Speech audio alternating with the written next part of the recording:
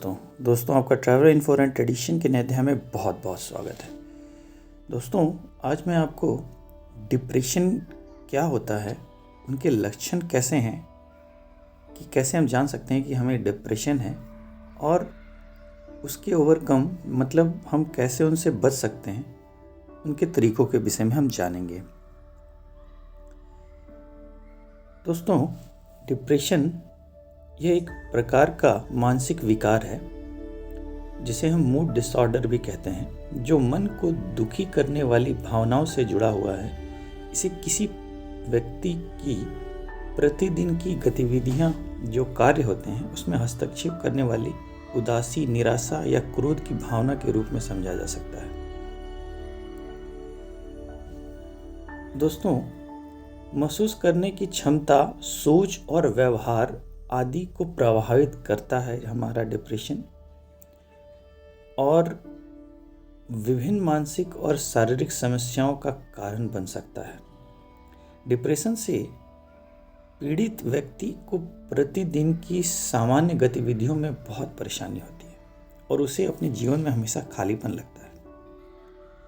अगर मैं लक्षणों की बात करूं तो उदासी, खालीपन या निराशा की भावना डिप्रेशन को जन्म देती है। छोटे मामलों पर गुस्से, चिड़चिड़ापन या निराशा बनी रहती है जीवन में।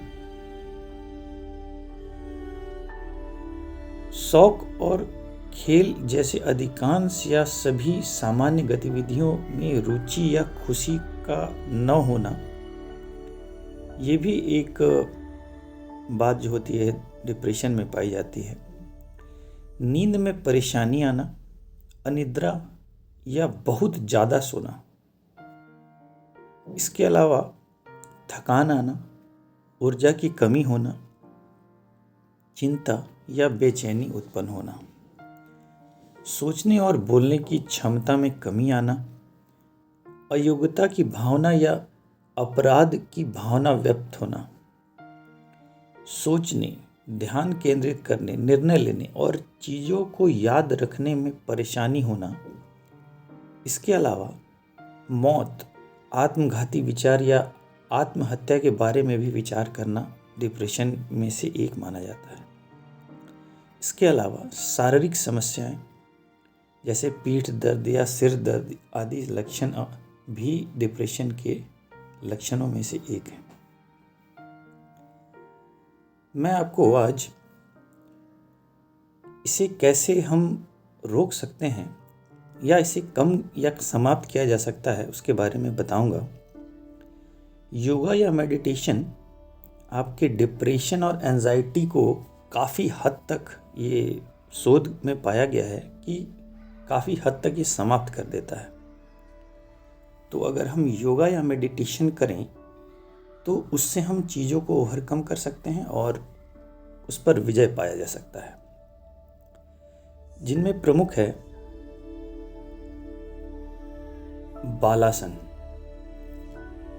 दोस्तों बालासन योग आसान और बहुत ही सरल योग है। इसे करने वाला व्यक्ति एक छोटे बच्चे के समान दिखाई देता है। बालासन आपके मस्तिष्क को शांत करने में मदद करता है और तनाव और चिंता से छुटकारा दिलाता है। इस योग को करते समय आप गुरुत्वाकर्षण बल के विपरीत कार्य करते हैं, जो मानसिक और भावनात्मक राहत दिलाने में सहयोग करता है। बालासन योग को करने के लिए आप एक योगा मैट को बिछा कर उस पर वज्रासन में या घुटनों टेक के बैठ जाएं। अब धीरे धीरे से अपने सिर को झुकाते जाएं और जमीन पर सिर को रखें। अपने दोनों हाथों को सामने की ओर सीधे करके फर्श पर रखें। इस आसन में आप कम से कम 2 से 3 मिनट रहने का प्रयास करें। इससे आपको बहुत लाभ मिलेगा। दूसरा इनमें प्रमुख है कोबरा पोज। दोस्तों कोबरा पोज योग तनाव को कम करने, डिप्रेशन को दूर करने में मदद करता है। भुजंगासन योग करने से शरीर में रक्त का प्रवाह सही तरीके से होता है, जिससे मन भी ठीक रहता है और जिससे चिड़चिड़ापन या गुस्सा भी बहुत कम होता है। कोबरा पोज को करने के लिए आप एक योगा मैट को बिछा के उस पर पेट के बल लेट जाएं, जिसमें आपकी पीठ ऊपर की ओर रहे। अपने दोनों हाथों को जमीन पर रखें। अब अपने दोनों हाथों पर वजन डालते हुए धीरे धीरे अपने सिर को पीछे की ओर करें और ठुड्डी को ऊपर की ओर करने का प्रयास करें। ये ध्यान रखें कि आपके कमर से नीचे का शरीर जमीन से ऊपर न उठे। आप इस आसन में 20 से 30 सेकंड तक रुकने का प्रयास भी करें। इससे आपको बहुत लाभ मिलेगा। तीसरा इनमें प्रमुख है जो मैं बताना चाहूँगा, वो बहुत ही इजी पोज योगा माना जाता है। इसमें इजी पोज को सुखासन योग के नाम से भी जाना जाता है। सुखासन योग के लाभ आपको शारीरिक और मानसिक रूप से आराम दिलाने से मदद करते हैं। यदि आप मानसिक थकान और तनाव से ग्रसित रहते हैं तो सुखासन एक अच्छा उपाय है, क्योंकि यह न केवल आपके मन को शांत करता है बल्कि स्ट्रेस को भी दूर रखने में मदद करता है। सुखासन योग करने के लिए आप एक योगा मैट को ज़मीन पर बिछा के लेट जाएं। अपने पैरों के यहाँ से मोड़ लें। अपने पैर बाहर की ओर तथा दूसरा पैर अंदर की ओर इसमें रखना होगा। अपनी रीढ़ की हड्डी को सीधा रखें। जो आपका पीठ का है, रीढ़ का हड्डी, उसे हमें सीधा रखना है और दोनों हाथों को सीधा रख करके अपने घुटनों पर रखें। आँखों को बंद करके ध्यान करें। इस आसन में आप अपनी इच्छा के अनुसार रह सकते हैं, जितना देर आप इसमें रह सकते हैं। चौथा जो मैं आपको बताना चाहूँगा वो है सेतु बंधासन। सेतु बंधासन योग का प्रतिदिन और सही तरीके से अभ्यास करने से डिप्रेशन, स्ट्रेस, चिंता दूर हो जाती है और व्यक्ति का मानसिक जो मस्तिष्क है वो बहुत शांत रहता है। मन को शांत रखने के लिए सेतु बंधन काफ़ी लोकप्रिय माना जाता है और माइग्रेन की समस्या को दूर करने के लिए भी यह आसन बहुत ही लाभदायक माना जाता है। सेतु बंधासन को करने के लिए आप एक योगा मैट को बिछा के पीठ के बल यानी सीधे लेट जाएं। इसके बाद अपने पैरों को घुटने के यहाँ से मोड़ें और दोनों पैरों पर वजन डालते हुए अपने कुल्हों को फर्श से ऊपर उठाएं।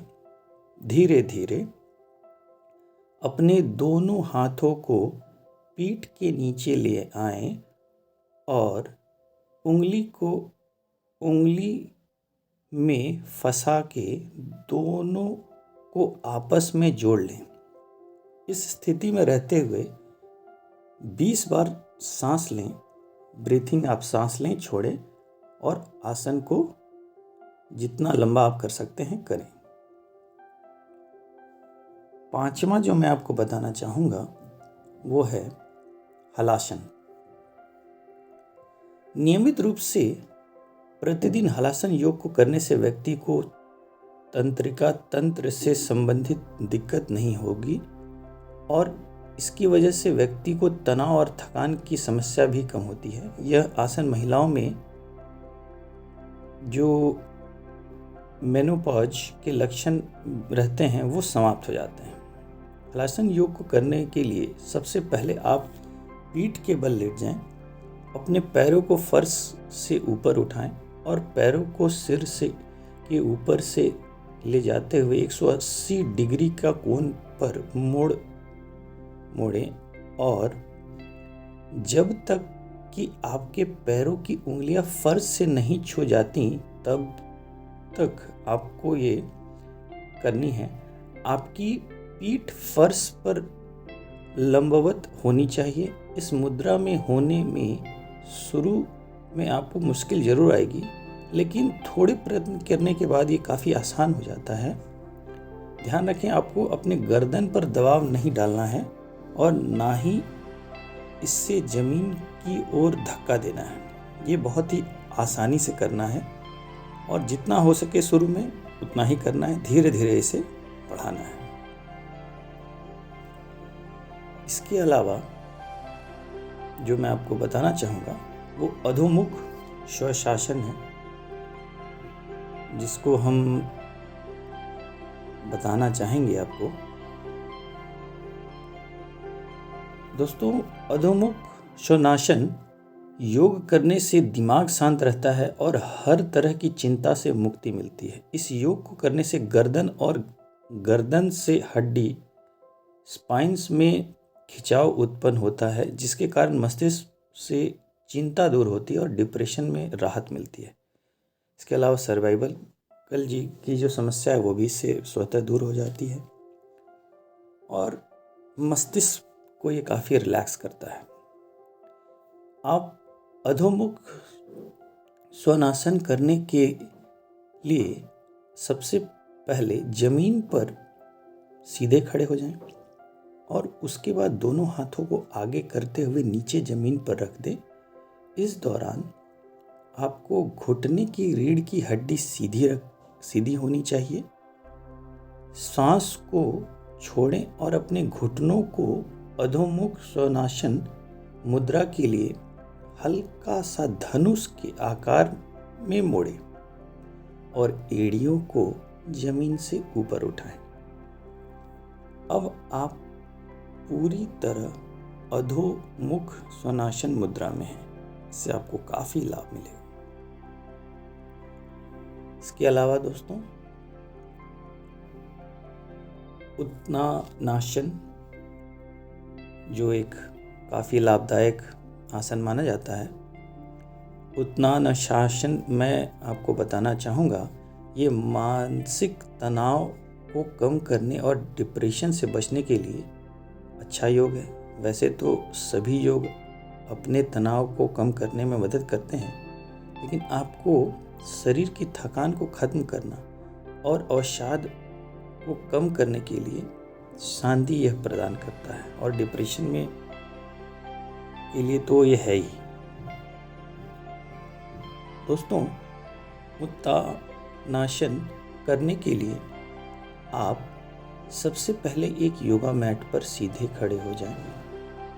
अपने दोनों पैरों को पास पास रखें और अपने दोनों हाथों को ऊपर सीधा कर लें। अब धीरे धीरे सामने की ओर कमर से नीचे झुकते जाएं और अपने दोनों हाथों से पैर के पंजों को छूने की कोशिश करें। इस आसन से आपको लगभग 60 से 90 सेकंड के लिए रहें, फिर आसन से आप बाहर आ सकते हैं और इसको स्वतः आप धीरे धीरे बढ़ाएं। जितना आप शुरू में कर पा रहे हैं उतना ही करें, इसको स्ट्रेस नहीं दें ज़्यादा। इसके अलावा एक और आसन जो मैं आपको बताना चाहूँगा वो है कॉर्प्स योगा, जो काफ़ी फ़ायदेमंद माना जाता है, जो श्वासन योग फॉर डिप्रेशन एंड एंजाइटी के लिए काफ़ी माना जाता है। जिसको एंजाइटी काफ़ी रहती हो उसके लिए स्वशासन योग शरीर को गहरे मेडिटेशन मुद्रा में लाता है, जो कोशिकाओं को मरम्मत करता है और मानसिक जिनको स्ट्रेस रहता हो उससे भी ये बाहर निकालने में मदद करता है। इस योग को आसान तरीके से किया जा सकता है। योगा मैट बिछाकर उस पर पीठ के बल आप लेट जाएं, अपने दोनों पैरों और हाथों को सीधा रखें। अब अपने दोनों पैरों के बीच में 1 से 1.5 फीट की दूरी रखें। अपने दोनों हाथों को शरीर से 40 डिग्री पर रखें और हथेलियां को ऊपर की ओर रखें। स्वशासन में आप अपनी क्षमता के अनुसार रह सकते हैं। स्वशासन मुद्रा का अर्थ सोना नहीं है, जबकि इसमें आंखें बंद रखनी है।